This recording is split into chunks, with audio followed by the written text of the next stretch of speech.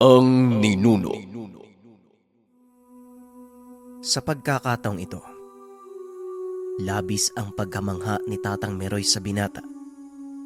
Napapaisip ito na sumama kung saan pupunta si Cosima. Teka, sandali. Maaari bang sumama sa paglalakbay mo? Ginanahan akong magbalik muli sa dati kong gawain Pero nasa iyo kung isasama mo ko. Nga pala, sa tingin ko makakatulong ako dahil kabisado ko ang lugar. Wika ni Tatang Meroy. Ano naman po ang magagawa nyo kung sakaling pumayag ako? Tanong ni Cosima. Sinabi naman ni Tatang Meroy na malaki ang maitutulong niya sa binata. Kasi po, kaya ako naglalakbay para makatulong. Hindi naman po para sa sarili ko. Para sa ikapapayapa ng mga tao. Wika ni Cosima. Dagdag ng binata. Bukod sa pagtulong, nais niyang mapalabas ang tunay na lakas ng tangan. Ngunit mangyayari lamang ito sa oras na maging mabuting tao. Ganun ba? O siya, sige, pumapayag ako. Tutulungan kita. Kailangan mong tumulong sa iba nang mapalabas ang tunay na lakas ng tangan mo. Sige, bibigyan kita ng problema na dati pa man hindi ko nagawang malutas. Sa timog, may 2 baryong magkakasunod. Ang isa dito may nakatirang masamang tao, isang mangkukulam na sobrang lakas. Sa kabila ng lahat, walang kinalaman ng mga residente sa tunay niyang pagkatao. Lingid sa kalaman nila, ito ang dahilan ng pagkamatay ng ilang tao sa lugar. Ang bayrang mangkukulam na si Luis ang tinutukoy ko. Noon pa man, sa lahat ng mga malalakas na mangkukulam, siya lang ang hindi ko kayang puksain. Sandali, antayin mo ko dito. Kukunin ko lang ang mga gamit ko. Wika ng matanda sabay talikod. Teka, sandali lang po. Paano po ang pamilya nyo? Yung asawa nyo baka magalit. Tanong ni Cosima. Mas gusto ko pang manirahan sa ibang bahay kaysa sa amin. Maingay ang asawa ko Bungangera. Mabuti na lang, nakapangasawa ng katulad ko. Kung aalis man ako, hindi ako hahanapin nun. Parang ayaw ng asawa ko may kasama sa bahay Ay sige na, magantay ka lang dito iho. Wika ni Tatang Meroy. Ikaw po ang bahala. Pero wag mo naman po kung idahilan sa asawa nyo. Delikado po pala yung misis nyo Tugon ni Cosima. Umuwi ng tahanan si Tatang Meroy at kaagad ding nakabalik. Buong akala ni Cosim may dala ding gamit ang matanda. Ngunit wala. Maliban na lang sa hawak nitong sisidlan na tila kawayang may takip. Nagtanong naman si Cosim kung ano ba ang dala ng matanda. Ang sagot ni Tatang Meroy, pangan niya at ilang kaalaman na nasa papel. Dahil sa katandaan madalas nang makalimot si Tatang Meroy, kaya naman lahat ng mga kaalaman ay sinusulat niya. Hindi na nagsalita pa si Cosim. Nauna nang naglakad si Tatang Meroy, habang si Cosim naman nakasunod lang sa matanda. Tirik na ang araw ng mga sandaling iyon. Sobrang init ng panahon. Basang-basa ng pawis si Cosim. Bukod sa mahirap na daanan, paitaas pa ito ng bundok. Mga 1 oras pang paglalakbay, nakarating sila sa lugar na tinawag ni Tatang Meroy na Pilar.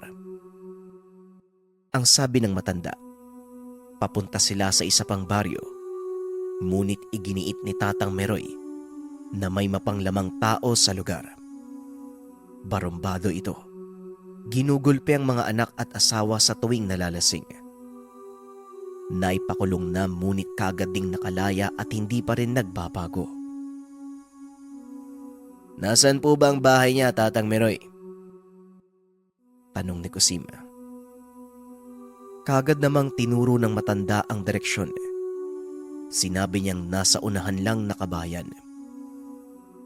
Nang marinig ito ng binata, Barumbado baka mo. Pabigat sa mismong pamilya. matapos magsalita ni Kusim, kagad na itong naglakad at tinahak ang landas papunta sa direksyong itinuro ng matanda. Teka sandali. Bigla namang sumimangot yung mukha nito. Hoy! Ay teka lang! Wika ni Tatang Meroy. Nang maabutan niya si Kusim, sinabihan nito ni Tatang Meroy na hindi basta tao lang ang nasabing barumbado. Katulad niya, meron din itong tangan kaya malakas ang loob namang lamang sa mga tao. May pinanghugutan din ang tapang nito. Tignan natin mamaya. Basta ituro nyo lang sa akin ang sinasabi nyo. Kakausapin ko lang naman eh. Pero kapag hindi tumino, sa tingin ko, kailangan ko ng disiplinahin. Wika ni Kusim. Ang sabi ng matanda, ang pangalan ng tao ay Aurolo. Ngunit dagdag naman ni Tatang Meroy na hindi naman ito masama kapag hindi nakainom, kaya wag na lang patulan. Kaso nga lang idiniin ng binata na kahit anong baluktot na gawain, kailangang maituwid. Ikaw ang bahala. Basta kapag nasa maayos na kondisyon, wag mo na sigurong galawin. Tugon ni Tatang Meroy. Hindi na nagsalita pa si Kusim. Patuloy lang ito sa paglalakad. Nang mga sandaling iyon makikita pa rin sa damit ng binata ang talsik ng dugo. Galing ito sa mga pinatay niyang aswang. Kaya naman kagad na sinabihan ng matanda si Kusim. Dagdag pa ni Tatang Meroy, baka mapagkamalan namang mamamatay tao ang binata dahil sa itsura nito. Hindi ba halata? Mamamatay talaga ako eh. Wika ni Kusim. Napapailing na lang si Tatang Meroy ng mga sandaling iyon. Maya-maya pa narating na nila ang lugar. Nakita ni Kusim na marami palang tahanan, magkakasunod at nasa iba't ibang antas ng pamumuhay ang nakatira. May kanto sa unahan, sa ikatlong bahay. Yon ang tahanan ni Aurolo. Hindi kumibo si Kusim. Mas binilisan niya ang paglalakad hanggang sa makarating sa sinasabing kanto. Nakita ng binata na may iilang mga tao na nakatambay sa isang tindahan ng tuba. Sinipat nito ang ikatlong bahay. Nakita niya ang kubo na may naglalarong bata sa labas. Pinunta nito ni Kusim at nang makarating, tinawag niya ang isa sa mga bata. Nagtanong ito kung doon nakatira si Aurolo. Nang mga sandaling ito nagpaiwan si Tatang Meroy sa kanto, may agam-agam ang matanda. Nakita niya si Aurolo sa tindahan, umiinom at may ilang mga kasama.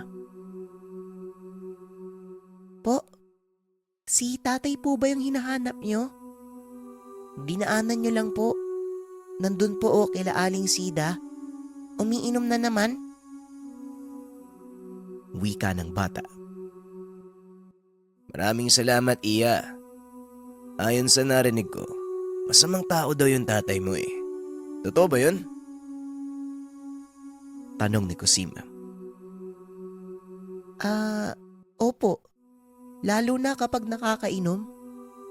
Kapag lasing siya, umaalis kami ng bahay. Doon po muna kami ng nanay ko sa bahay ng lola ko. Sige na po. Wika ng bata. Kumpirmado ang sinasabi ni Tatang Meroy. Matapos noon bumalik na sa laro ang bata. Pasimpleng lumapit sa tindahan si Kusim. Umupo sa gilid at tinatanaw si Tatang Meroy. Nakikita niya ang matanda na kinakawayan siya at tinuturo kung sino si Aurolo. Ito yung nasa bandang gilid ng tindahan.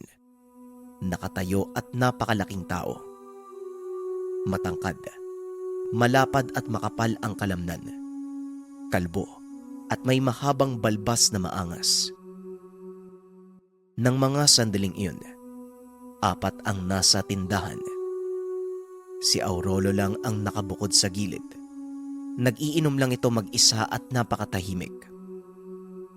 Nag-aalangan si Kusim na mabulabog ang buong lugar sa oras na kumilos. Manay, magkano po ang 1 galong tuba? Tanong ni Kusim sa tendera. Pagkatapos masabi ang presyo, bumili ng 1 galon si Kusim. Aking lingkod. Ayan ka na naman eh. Hindi kaya inom lang ang sadya mo dito. Hindi si Aurolo.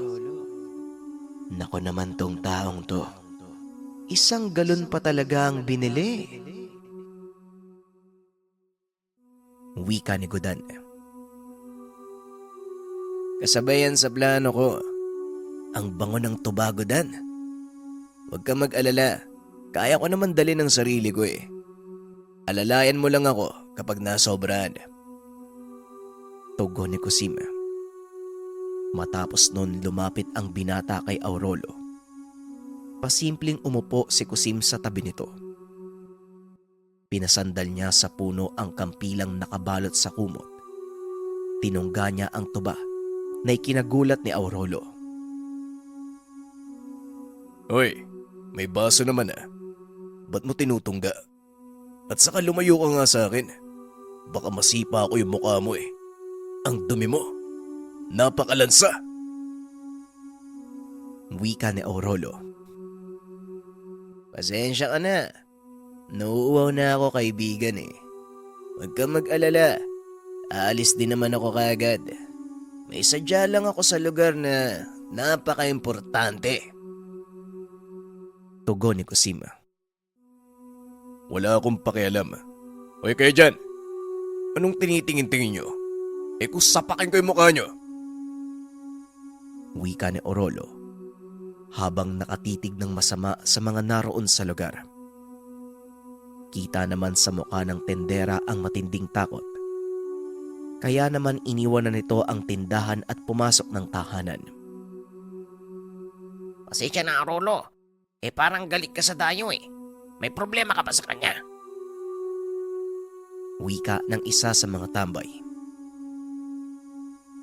Kapag sinabi kong merong problema, may magagawa ba kayo? Gusto nyo bang, pati kayo, magkaroon ng problema, ha? Wika ni Aurolo. Hindi na napigilan ng mga tambay na umalis. Alam nila ang ugali nito. Walang sinasanto kahit na kinauukulan. Naiwan na lang sa lugar ay si Kusim at Aurolo, habang si Tatang Meroy naman naroon lang sa kanto, nakamasid sa susunod na mangyayari. Kaibigan, masyadong mainit ang ulo mo ah. Wala naman akong ginawa sa'yo. Umiinom lang ako dito eh. Tinaboy mo pa yung iba. Parang ikaw yung may-ari ng lugar ah.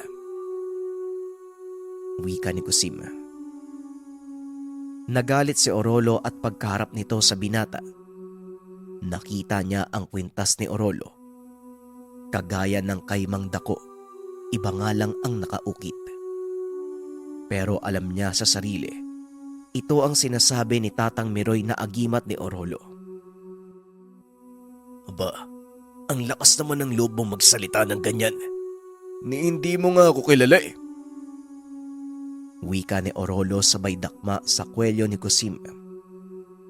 Sa puntong iyon, tinamaan ng mabilis si Kusim. Nangalahati na ang galon ng tuba sa kakatungga niya. Teka, sandali lang, nasasaktan ako. Baka magalit din ako sa'yo ha. Nako, mahirap na. Pero alam mo ba, teka, ang bilis naman ng tama ng alak na to. Magandang klase ng tuba ang meron dito ah. Teka, babalik ako sa'yo. alam mo ba kung anong sadya ko dito sa lugar? Ikaw yun. Uy, wag ka munang susuntok, may sasabihin pa ako eh. Wika ni Kusim. Gusto niyang patinuin ang pagkatao ni Orolo, kaya siya pumunta sa lugar.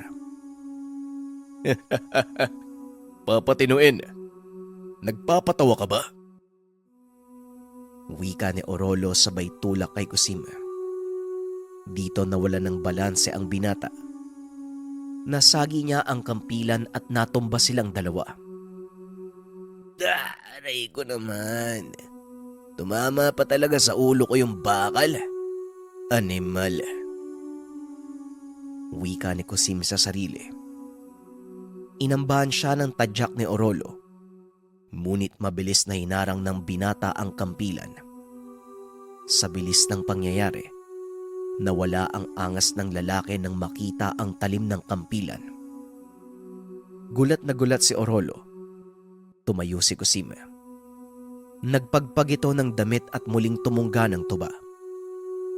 Samantalang si Orolo naman, yung maangas na muka, galit at sobrang agresibo, napalitan ito ng pagiging maamo. Oh, parang natakot ka ata. Wala pa nga akong ginagawa eh. Ang sakit ng ulo ko. Doon tayo sa liblib magsuntukan. Dali mo! Wika ni Kusim. Biglang nagsalita si Orolo. Ipinagtaka ni Kusim. Tila sobrang layo ng boses at mas mabigat kumpara kanina. Pasensya na. Hindi ko ho sinasadya. Lasing lang ako. Wika ni Orolo. Nakakagulat naman. Dahil ba yan dito sa dala kong sagwan? Huwag kang mag-alala. Hindi ko gagamitin sa'yo yan. Suntukan lang tayo. Ipaparamdam ko sa'yo yung sakit na naramdaman ng pamilya mo sa pagiging abusado mo. Tugon ni Kusim. Hindi. Wag. Hindi na ako makikipag-away. Kilala ko ang gamit na yan.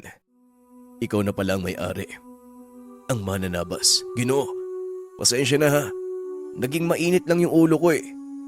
Wala kasing makain sa bahay, walang pera. Wala din akong mapasukan trabaho. Wika ni Orolo. Sinabi naman ni Kusim na hindi siya ang mananabas. Ngunit kung ito din ang itatawag sa kanya, wala namang problema. Pero iba siya sa dating mananabas dahil ang ginagawa nito ay pagpatay ng walang awa. Alam mo namang delikado ako, di ba? Ang yabang mo kanina. At saka, pwede ba magtino ka na? Ayos lang namang uminom eh, pero wag ilagay sa utak. Ako nga umiinom oh. Pero nung ginagawa ko, nilalagay ko sa tiyan. Barumbado din ako. Pero ang pinagdidiskitaan ko, yung mga taong kagaya mo yung ugali. Wika ni Kusim. Dagdag pa nito, bibisita siya sa susunod na linggo sa lugar.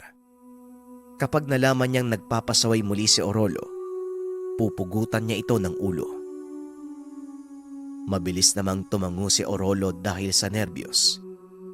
Nasuka ito at umagas ang tuba na iniinom ng tao. Kasabay nito, mabilis siyang inalalayan ni Kusim. Pinaupo sa mahabang upuan at hinawakan sa likod. Ano, kaya pa? Nasobrahan ka na sa kakainom eh. Teka, sandal ka lang dyan ha, dyan sa dingding. Tatapusin ko lang tong 1 galon. Mamaya aalis na din ako. Wika ni Kusim. Hindi na kumibo pa si Orolo. Tumabi naman ang binata sa kanya. Lumapit na si Tatang Meroy at kagad na tinabunan ang kampilan. Nakatiwangwang lang ito sa gilid ng daan. Sa tingin ko, hindi na to magiging abusado, Tatang Meroy. Mukhang nakilala niya ako dahil sa gamit na yan eh. Ang sarap talaga ng tuba. Wika ni Kusim. Akala ko nga tatagain mo na kanina eh. Natakot ako. Animal tong binatang to oh. Huwag mo namang ilantad masyado yung gamit mo. May tao pa naman kanina. Bueno, Orolo, kilala mo ako, di ba? Huwag ka nang yumuko dyan. Ngayon, nakahanap ka na din ng katapat mo, ano? Wika ni Tatang Meroy. Umupo din ito sa tabi nila. Tatang Meroy, tulungan mo akong bisitahin ng taong to. Kapag may ginawa uling kabulastugan, disiplinahin nyo. Wika ni Cosima. Tumango naman ng matanda. Tinagaya na din ni Cosim si Orolo. Uminom ito at si Tatang Meroy. Sa katunayan, nagdagdag pa sila ng 2 galon ng tuba. Nalasing ang 3. Matapos mag-inuman, inihatid nila si Orolo sa tahanan nito. Nakita pa nila ang asawa na akmang aalis sana ng bahay, habang ang mga anak naman nito nakahawak sa palda ng ina. Sinabihan naman sila ng binata na wag nang umalis. Matino na si Orolo. Ginagamit na ang utak at kailanman hindi na mananakit. Hindi ako naniniwala. Mga pulis nga hindi siya mapatino eh. Kayo pa kayang lasinggero din?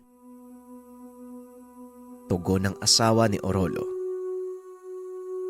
Hanggang sa biglang umiyak si Orolo. Lumuhod ito sa harapan ng asawa at humingi ng tawad. Sinabi din na kailanman hindi na siya mananakit pa. Pinapangako ko yan sa'yo. Ngayon, ito na ang huling pagkakataon na makikita mo ako maglasing. Maghanap ako ng trabaho sa bayan. Bubuhayin ko kayo. Iraraos ko ang pamilya natin. Umiyak ang asawa. Maging ang mga anak ay nag-iyakan na din. Niyakap naman ni Orolo ang mga anak at hinalikan isa-isa. Napabuntong hininga at napangiti si Cosima. Nagkatitigan sila ni Tatang Meroy at sabay pang tumango. Ano ba yan, kaibigang Orolo? Alis na kami ha. Babalik na lang ako dito. Tandaan mo, sa susunod na linggo yun. Hoy, tanda. Halika na, alis na tayo. Wika ni Cosima. Ang problema, lasing silang 2 at may dapat pang puntahan na lugar. Napapailing na lang ng mga sandaling iyon si Tatang Meroy. Malabo silang makapunta sa lugar sa ganong sitwasyon. Malayo pa ito, ngunit nanlalabo na ang mga mata niya. Ay nako, porbida kang bata ka. Lasinggero ka pala. Nadamay pa ako eh. Matagal na akong umayaw sa alak eh. Wika ng matanda. Sumusuray itong naglalakad at kamuntikan pang madapa. Ayos lang po yan. Makakarating din tayo sa paroroonan natin. Alam niyo naman po yung daan, di ba? Ay teka, isa na lang po yung suot niyong tsinelas oh. Naiwan niyo po hata. Marami bang mga dalaga doon sa pupuntahan natin? Kung hindi niya na itatanong, malakas ang karisma ko sa mga babae. Alam ko na kaagad kung nagkakagusto sa akin eh. Hindi naman may pagkakaila, di ba po? Ang gwapo ko eh. Wika ni Cosim. Gwapo. Tumingin ka nga. Tumitig ka sa akin. O tindig ng maayos. Ay, oo nga no. Aba, gwapo ka nga. Kaibigan kita eh. Kaya gwapo ka. Tugon ni Tatang Meroy. Sumimangot ang mukha ni Cosim. Sinabing totoong gwapo siya. Habang binabagtas ang daan, panay bulong naman ang mandirigmang engkanto. Nagrereklamo dahil maging siya nalasing sa katawan ni Cosim. Aking lingkod, kaya kita inabisuhan na wag uminom. Hindi dahil sa natatakot ako na baka lamunin ng alak ang isip mo. Pati ako nalalasing eh. Hindi ako sanay sa alak. Aking lingkod, animal ka din ano? Sa susunod ka naman babae, kapag nagawa mo ng mapalabas ang anyo ko, pwede akong humiwalay sa'yo, pero sandali lang. Wika ni Godan. Masanay ka na sa akin, Godan. Ano kayang itsura mo, no? Sana maayos. Sa pagkakaalam ko, ang may magandang itsura lang sa mundo na maingkanto yung mga diwata. Ang iba, mas masahol pa sa mukha ng unggoy. Wika ni Kusim. Si Tatang Meroy, nagtataka kung bakit kinakausap ng binata ang sarili. Nagtanong pa ang matanda ngunit tinawanan lang siya ni Kusim. Inabot sila ng dilim bago pa makarating sa lugar. Nang mga sandaling iyon, kahit may mga bahay bihira lang ang daanan na may ilaw, nahimasmasan na si Kusim at bumaba na ang alak. Pero sobrang sakit ng katawan niya. Maliban pa dyan, pagod na si Kusim at walang ibang laman ng isip kung hindi magpahinga. Samantalang si Tatang Meroy naman, tahimik lang at hindi nalasing, pero nakasimangot ang muka. Halata din ang pagod at hindi lang nagrereklamo. Hanggang sa nagsalita na ang matanda. Sinabi nitong nasa unahan na ang bahay ng nasabing mangkukulam na si Luis. Nagtanong si Kusim dahil madilim sa lugar. Ipagpabukas na lang kaya natin. Halata naman sa'yo na pagod ka na eh. Mukhang mabibitawan mo na nga yung kampilan. Wika ni Tatang Meroy. Ngunit ginit ni Kusim na kung ano ang napagpasyang plano. Ngayon niya ito gagawin at hindi na ipagpapabukas pa. Dagdag pa ng binata, kung gusto nang magpahinga ni Tatang Meroy hindi niya ito pipigilan. Siya na lang ang pupunta sa lugar. Napaisip naman noon ng matanda. Kung sakaling magpahinga siya, baka kumprontahin kaagad ni Kusim ang mangkukulam. Hindi pa naman ito kabisado ang lugar at alam niya sa sarili. Nababalot ng malakas na poder ng mangkukulam ang buong paligid. Kaya naman pinili ng matanda na ipagpatuloy ang pakay. Sinabi niya sa binata na sumunod lang sa kanya. Si Tatang Meroy na ang mauuna dahil alam niya ang pangontra sa kalaban. Dagdag pa ng matanda, hindi may pagkakaila na hindi pa biyasa si Kusim. Napatunayan niya ito nang sinadya nila si Aurolo. Kung alam ng binata ang bisa ng gamit, dapat naramdaman nito kaagad si Aurolo. Siguradong mararamdaman nito ni Kusim dahil sobrang lakas ng gamit ng binata. Pero sa halip, dumiretso lang si Kusim na tila walang bisa ang ibinibigay na lakas ng kampilan at kapares nitong kwintas. Naglakad na lang si Tatang Meroy habang si Kusim naiilang na sa daanan dahil sa sobrang kipot. Bukod pa dyan, hindi niya gaanong maaninag ang daan. Diretso lang ang daan, aking lingkod. Pero mag-iingat ka. Hindi mo pa alam ang tunay na bisa ng gamit. Kung alam mo lang sana, mararamdaman mo kung may banta sa paligid. Mga karaniwang bisa pa lang ang alam mo. Wika ng mandirigmang engkanto. Naimasmasan ka na din pala, no? Huwag kang mag-alala. Kaya ko to eh. Aswang nga pinapatay ko eh. Eto pa kayang mangkukulam lang. Oo nga no. Hindi ko maramdaman kung meron bang may tangan sa paligid. Pero kapag aswang, nalalaman ko kaagad eh. Bakit kaya? Sa aswang lang ba gumagana tong kampilan? Tanong ni Kusim. Hindi, aking lingkod. Para yan sa lahat ng gusto mong patayin. Elemento ang aswang, kaya mararamdaman mo kagad. Pero kapag tao, hindi mo makikilatis dahil pareho kayo ng presensya. Maliban na lang kapag natutunan mo ang pamamaraan kagaya ng ginagawa ng albularyo. Doon mo malalaman kung may karunungan ba ang nasa paligid. At dahil iisa tayo, kung anong mararamdaman mo sa oras na natuto ka sa pamamaraang iyon, yun din ang mararamdaman ko. Katulad ng lolo mo noon, magkasabay naming nalalaman kung may banta sa paligid. Wika ni Godan. Dagdag pa nito, malaki ang pagkakaiba ng aswang sa mangkukulam, lalo na yung mga pinatay niyang aswang na kubot. Karaniwan lang ito at mahinang uri. Marami pang mga aswang na mas malakas pa sa kubot, katulad ng wakwak, burang, gabunan at kubura.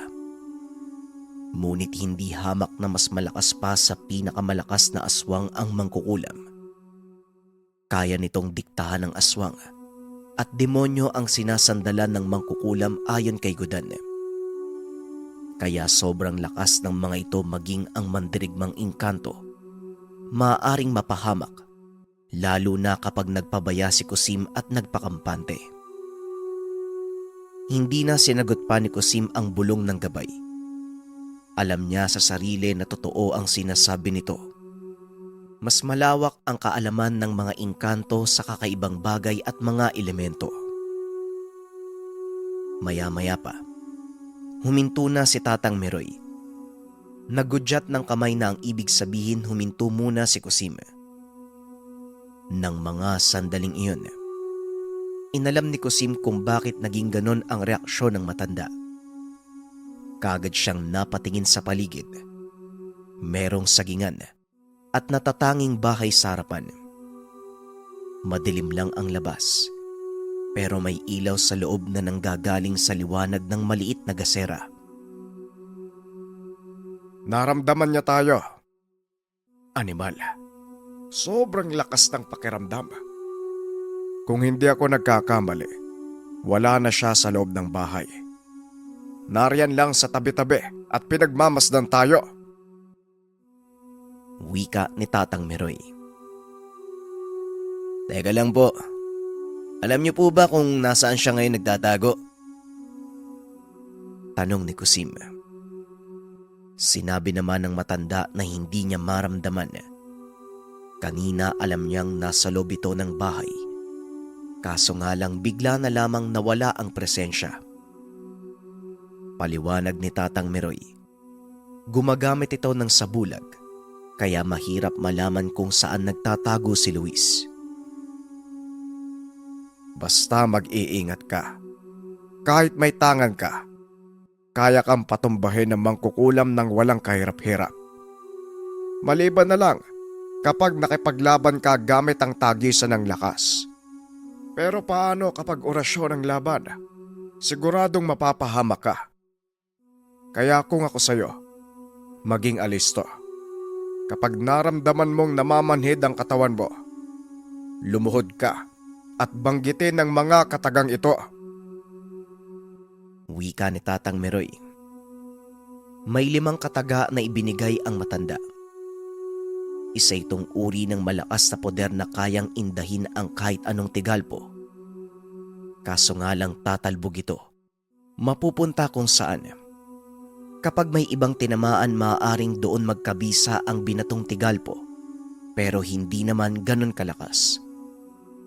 Magkakaroon lang ito ng karaniwang karamdaman na madali namang magagamot ng albularyo. Sa pagkakataong iyon, unang beses mula nang mapasa kamay ni Kusim ang gamit ng mandirigmang engkanto, dito pa lang siya nakaramdam ng matinding takot.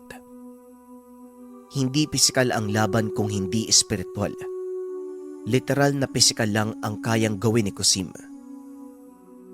Ilang segundo lang ang namagitan. Marahang umabante ng lakad si Tatang Meroy. Kasabay nito, nagdakot ng lupa ang matanda at pinahid sa